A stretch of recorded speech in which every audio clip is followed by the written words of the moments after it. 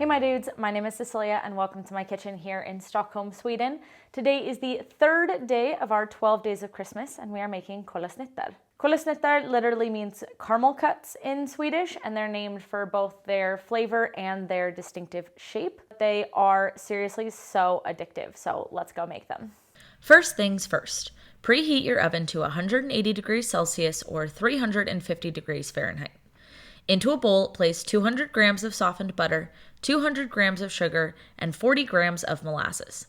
Mix together until there are no streaks. Add in 300 grams of flour and 12 grams of baking soda and continue stirring. Once the dough starts to get shaggy, tip it out onto the counter. Begin to knead together by hand. If you're using a stand mixer, you can skip this step. Use a paddle attachment and just mix on slow until the dough is all together. Keep kneading until there are no dry spots. Form a thick disc and cut into 4. Take a piece of dough and begin to roll into a log. You want it to be just a bit shorter than the long side of your baking tray. Roll out the rest of your dough. Line your baking tray with parchment. These spread quite a bit, so bake off 2 logs at a time. Press the log down with your fingers and then pop in the oven. Bake until golden brown, about 10 to 15 minutes. As soon as they come out of the oven, begin cutting. Using a bench scraper or a knife, cut through the dough at a slight angle. Let cool. These are finally cool, and now I get to eat one, which was my favorite part of the day. Let me see. I don't know why I'm being picky about eating one. I'm gonna eat this one. I don't know what was wrong with those other 2, but I'm gonna eat this one. They're so nice when they're fresh because they're just like that tiny bit chewy.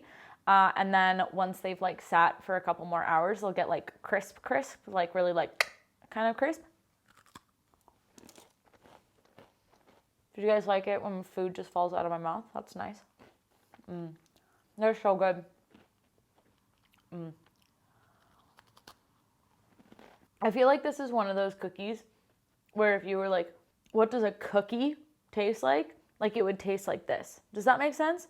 You know, like in art school, I don't know, not that I went to art school, but like in art classes or like in my art history class in high school, they'd be like, okay, think of a chair, now draw a chair. And everybody, there's like that perfect ideal of like what a chair is, even though a chair could be so many different things, but everyone, if you say draw a chair, everyone kind of has the same like stick figure in their mind. This is what this is, but with cookies.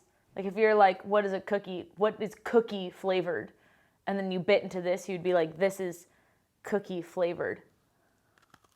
That's my philosophizing for the day. You're welcome. Varsågod.